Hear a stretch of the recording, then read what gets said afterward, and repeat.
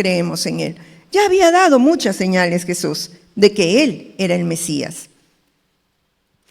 Hay oponentes. Siempre a Jesús van a haber oponentes. Por lo tanto, oponentes a nosotros, los cristianos. Y no debe de extrañarnos. No debe de extrañarnos que se opongan a nosotros, que nos dejen de lado, que se burlen de nosotros. Ya lo hicieron con Jesús. Así que no nos extrañemos. Hoy en día hay gente que dice buscar a Jesús y que se acerca a algún cristiano o a alguna iglesia solamente para hincar. ¿No les ha pasado que de repente les hacen preguntas? A ver, esto sí no lo vas a ver. Y nos quedamos, ups, ¿qué pasó? No lo sé. Y eso precisamente es lo que quieren. Que nos sintamos mal con alguna pregunta que no sepamos contestar.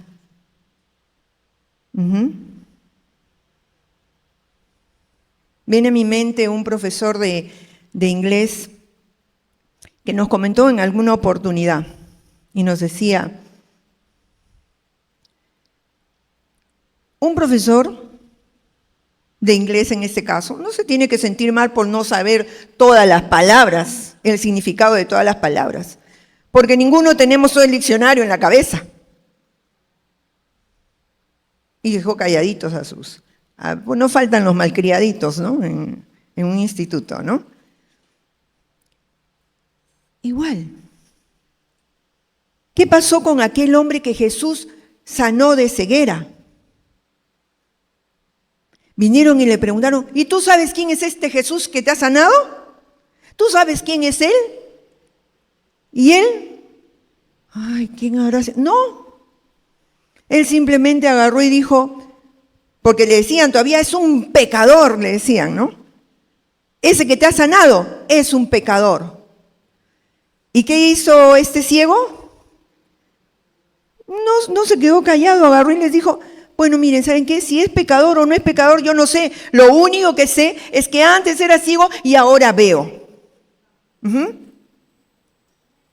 Así que cuando vengan los oponentes, tú simplemente, con mucha paz, porque este hombre estaba, pero la alegría le salía por todos los poros, imagínate, ya podía ver. Simplemente tú responde. ¿Qué ha hecho Jesús por ti? ¿Te ha dado paz? ¿Te ha dado gozo? ¿Te quitó la depresión? ¿Qué ha hecho por ti? ¿Sabes qué? Lo principal de todo esto, porque las cosas que estoy mencionando son para esta vida, pero lo principal es que te ha dado vida eterna, nos ha dado vida eterna. Amén. Cuando vengan los oponentes, con mucha paz diles, como este ciego lo hizo. Hay así, siempre van a haber oponentes. Personas que se acercan con mala intención. Pero aún en medio de la iglesia de Cristo van a haber las malas intenciones. ¿Oh, sí? Sí.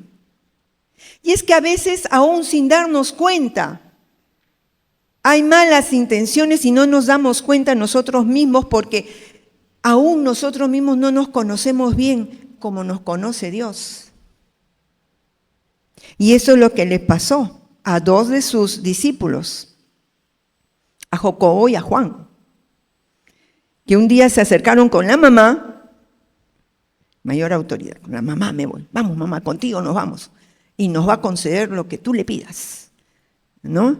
Y se va a pedirle para que tengan los mejores puestos en su reino, ¿no? Vamos a leer un ratito Mateo 20, del 20 al 21 y 24 al 28. Dice, entonces la madre de Santiago y de Juan, Santiago conocido también como Jacobo, ¿no? hijos de Zebedeo, se acercó con sus hijos a Jesús. Se arrodilló respetuosamente para pedirle un favor. ¿Cuál es tu petición?, le preguntó Jesús.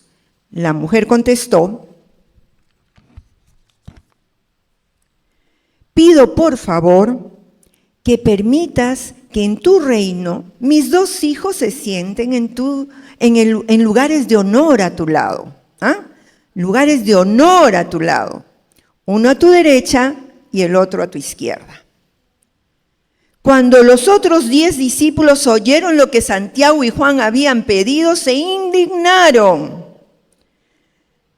Así que Jesús los reunió a todos y les dijo: ustedes saben que los gobernantes de este mundo tratan a su pueblo con prepotencia y los funcionarios hacen alarde de su autoridad frente a los súbditos. Pero entre ustedes será diferente.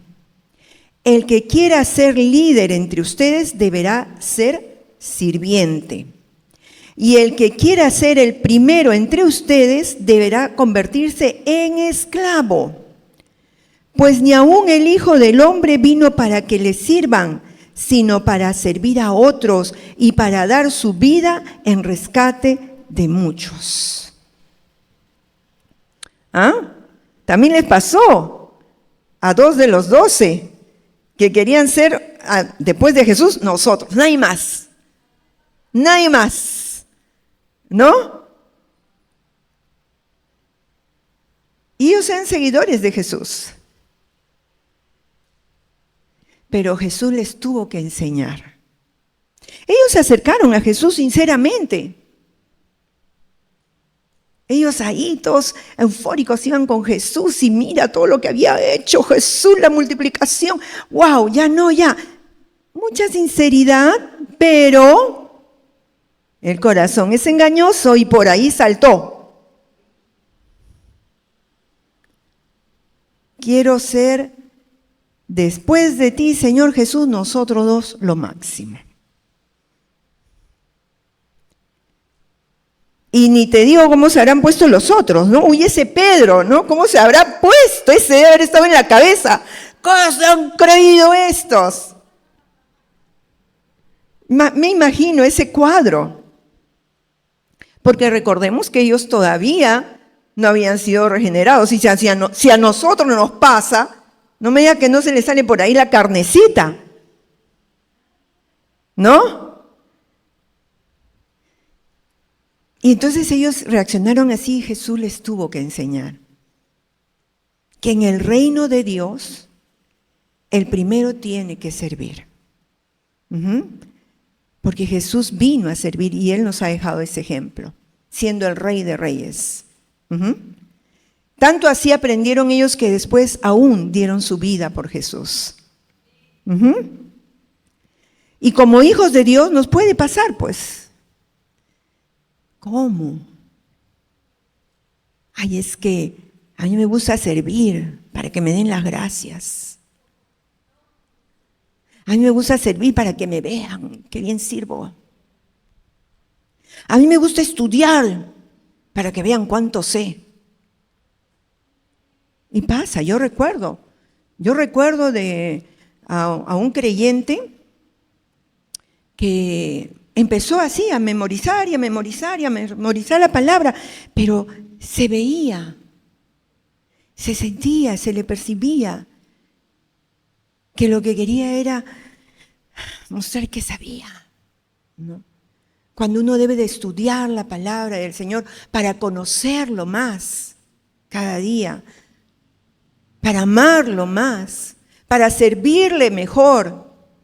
Y sirviendo a Jesús, servir a los demás. ¿Cuáles son nuestras motivaciones? Que me agradezcan, el Señor nos va a agradecer, porque por ahí no va a faltar que algún día hagamos algo y nadie nos diga ni siquiera la letra G de gracias. ¿No? Pero el Señor sí nos da y nos recompensa. Tenemos que cuidar con qué motivaciones nos acercamos a Jesús. Bien. ¿Y qué más aprendemos de esta situación que se dio? Segundo, siempre los amará. Siempre los amará. ¿Quién? Jesús. ¿A esos fariseos chinchosos, malcriados? Sí, a esos fariseos. Yo no sé si alguna vez a ustedes les ha pasado antes de conocer a Jesús, me acuerdo, veía las películas, ¿no? En Semana Santa, ahora ya casi no dan. Pero yo recuerdo cuando era chica, no había una sola película secular, no, todas eran religiosas. ¿Verdad? Los de mi promo no me van a dejar mentir. Era eso nomás, ¿no? Y entonces uno veía acá, cada cierta, la película esta, la película del otro, y tú veías cómo los judíos, cómo los fariseos, cómo lo trataban a Jesús, ¿no? Y uno decía, ¡ay, qué barbaridad! Pero yo no hubiera hecho eso, ¿cómo se les ocurre, no? Y también lo hubiéramos hecho. Y también lo hacemos cuando le desobedecemos. Cuando cuánto tiempo nos buscó el Señor y nosotros recién hemos recibido a Jesús en nuestros corazones, no sé, de 18, de 20, de repente de 13, 14, 30, 40, 50, 60 años. ¿Y qué? Y todo el tiempo anterior que no conocíamos a Jesús, ¿qué estábamos haciendo? Rechazarlo. Porque eso es lo que hace el hombre sin Cristo, rechazar a Jesús, aún sin palabras, con el solo hecho de no reconocerlo como Señor y Salvador. Pero Jesús los ama. En Marcos, vamos a leerlo otra vez, Marcos 8:12, dice, cuando Jesús oyó esto, o sea, lo que le pedían, la señal milagrosa, suspiró profundamente en su espíritu. Suspiró. Cuando vio que ellos insistían en la señal milagrosa, en esa actitud rebelde, él suspiró. Y dicen los estudiosos que ese suspiro expresaba el dolor del corazón de Cristo. A Jesús le causa una pesadumbre tremenda ver que los hombres, ver que el ser humano cierra los ojos a la luz del Evangelio. A él le duele su corazón. ¿Y sabes por qué? Porque Jesús nos ama. Jesús ama al hombre y a la mujer. Él nos ama. Nos ama. Lo que no ama es el pecado. Eso es lo que no ama. El pecado. Y vamos a leer un ratito Ezequiel 33, verso 11. Vamos a leer la versión Palabra de Dios para Todos. Dice, diles que el Señor Dios afirma, no quiero que muera el que hace el mal, sino que se vuelva a mí y así tenga vida. ¿Por qué? Porque nos ama. Él no quiere, dice, que muera el que hace el mal.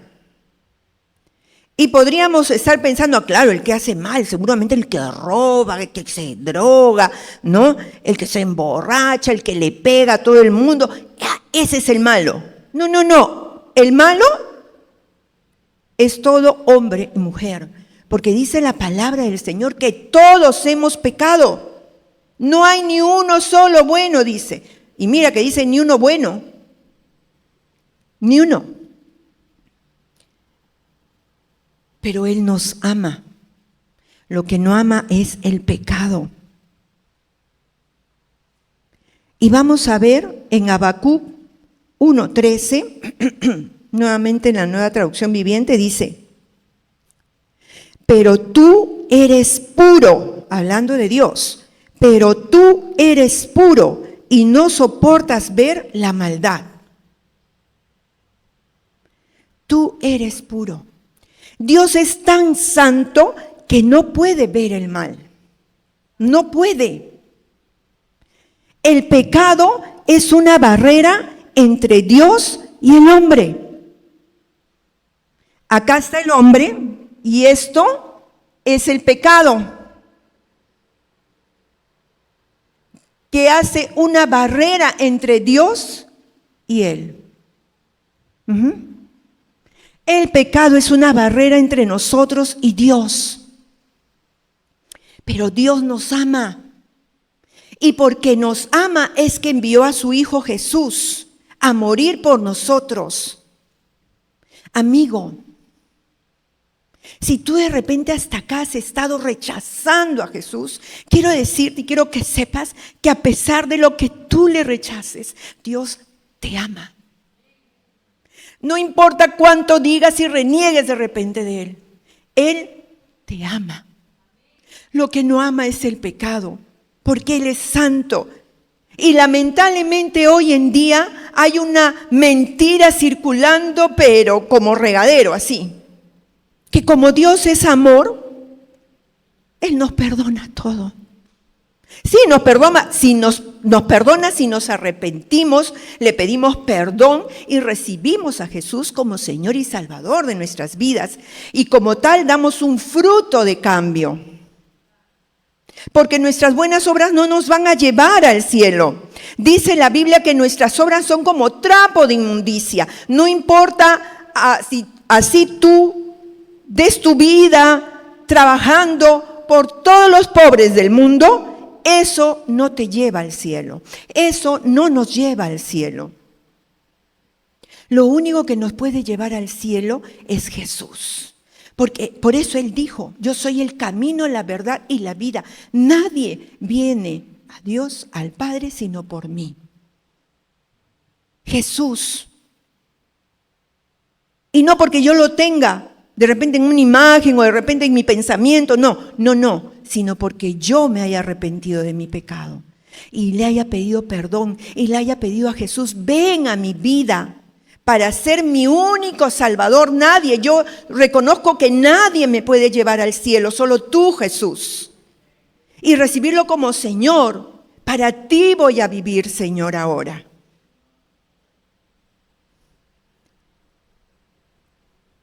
Él nos ama. Él te ama. Te ama. Amén. Por otro lado, amado hermano, ¿tú qué sientes por los que rechazan a Jesús? Bien hecho. Ahora en el infierno te vas a quemar. No. Indiferencia nomás. Tampoco. Dice que tenemos que amarlos y orar por ellos. Amén. Tenemos que amarlos. Que te duela el hecho de que todavía no vengan a Cristo. Y lo tercero que aprendemos de este encuentro de Jesús con sus oponentes es: siempre responderá. Siempre responderá.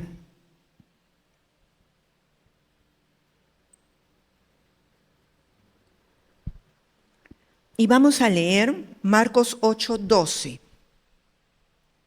Dice: cuando Jesús oyó esto, suspiró profundamente en su espíritu y dijo: ¿por qué esta gente sigue exigiendo una señal milagrosa?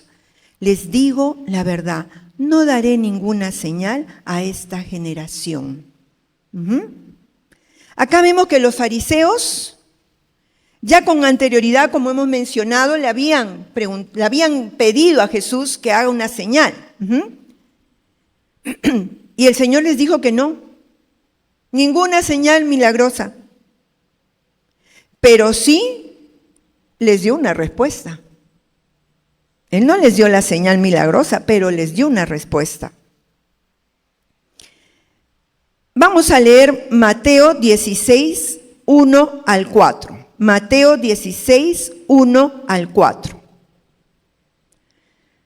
Dice: Cierto día los fariseos y saduceos se acercaron a Jesús para ponerlo a prueba, exigiéndole que les mostrara una señal milagrosa del cielo para demostrar su autoridad.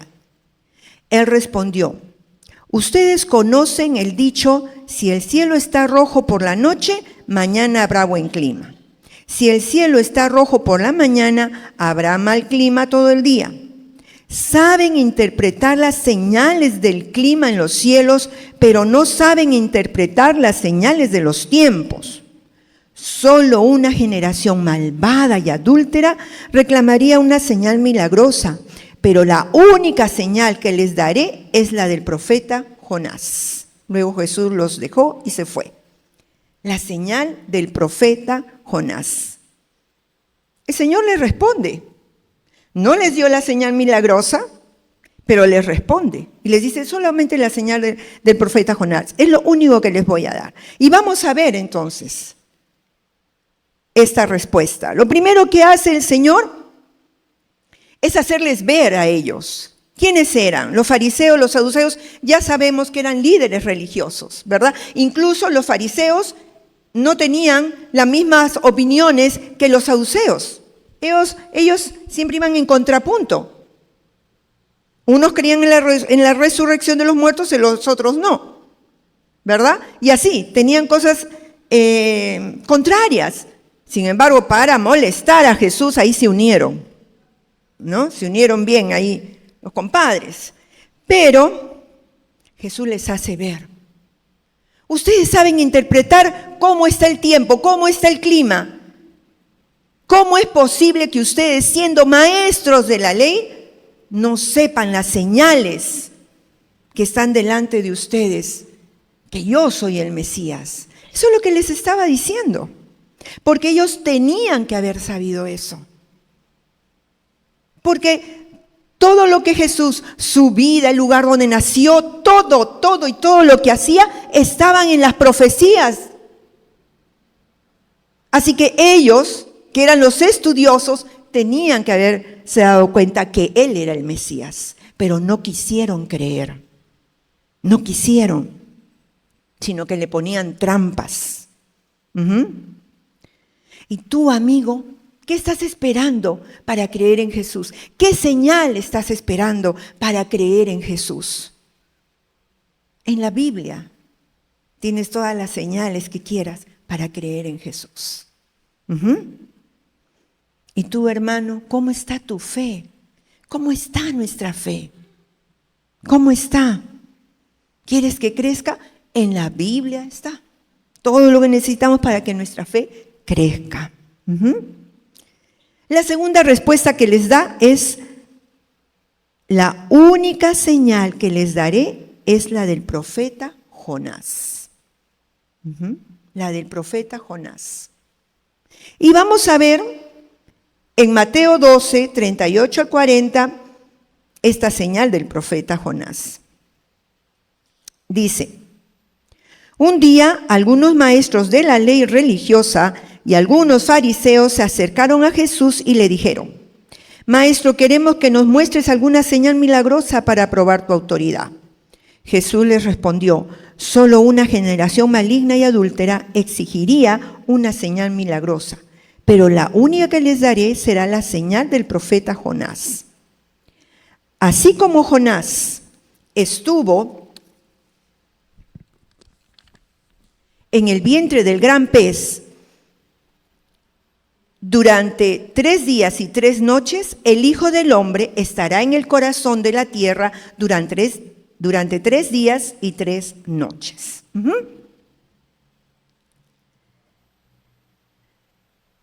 Si bien Jesús, en el verso 39, vemos que rehúsa, ¿no?, darles una señal milagrosa, Él va a dar respuesta, sobre todo cuando hay buena intención, cuando hay buenos deseos y sinceras peticiones, el Señor siempre nos va a contestar, ¿verdad? Pero no va a satisfacer los malos instintos y perversas intenciones como las de estos hombres religiosos, los fariseos, los saduceos, ¿no? Y ahora Jesús les dice la señal de Jonás.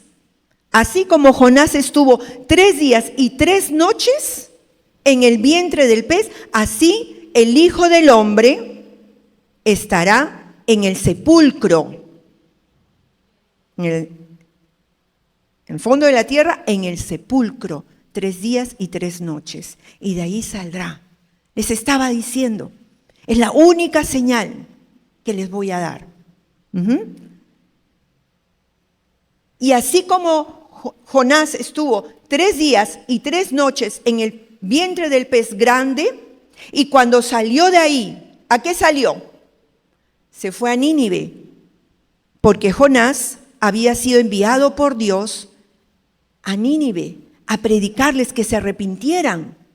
Y Jonás no quiso y salió huyendo y se fue y se embarcó ahí con otros hombres, y cuando estaba en medio del mar tuvieron problemas y él supo que era por su culpa.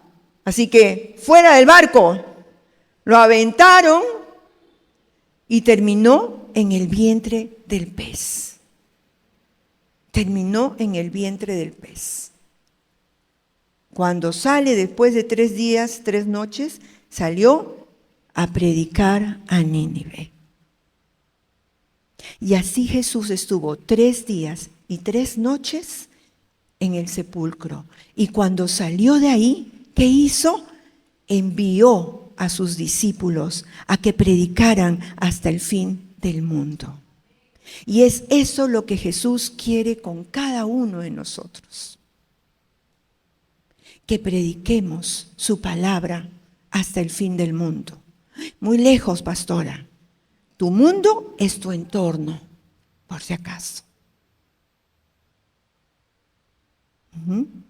El mundo es tu entorno. Tus amigos, tus compañeros, tus jefes, tus clientes,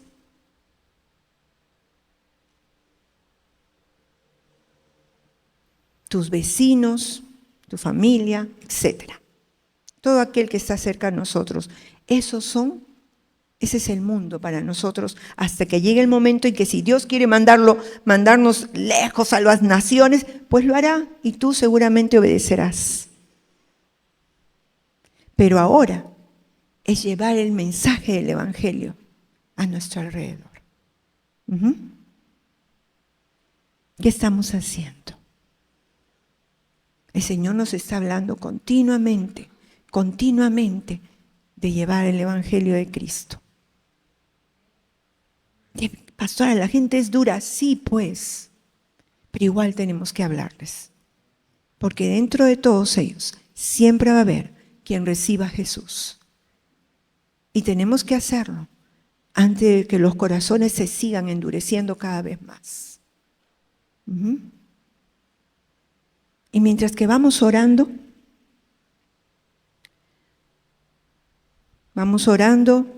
delante del Señor, ¿cómo estás?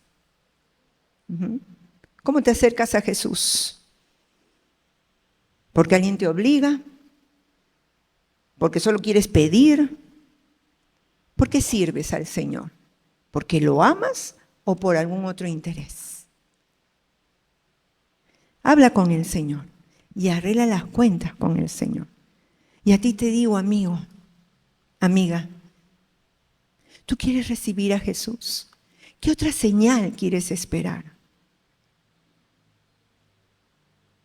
La señal es: Jesús murió en la cruz del Calvario para perdón de nuestros pecados, para darnos vida eterna, a pesar de haberle ofendido nosotros. ¿Quieres recibir a Jesús? Repite conmigo esta oración, por favor. Amado Dios, en esta hora yo quiero recibirte en mi corazón. Por eso hoy día yo reconozco que soy pecador, que soy pecadora, y me arrepiento. Perdóname, Señor. Y yo te pido que vengas a mi vida, que seas mi Señor para quien viviré toda mi vida y mi único y suficiente Salvador. En tu nombre, Jesús.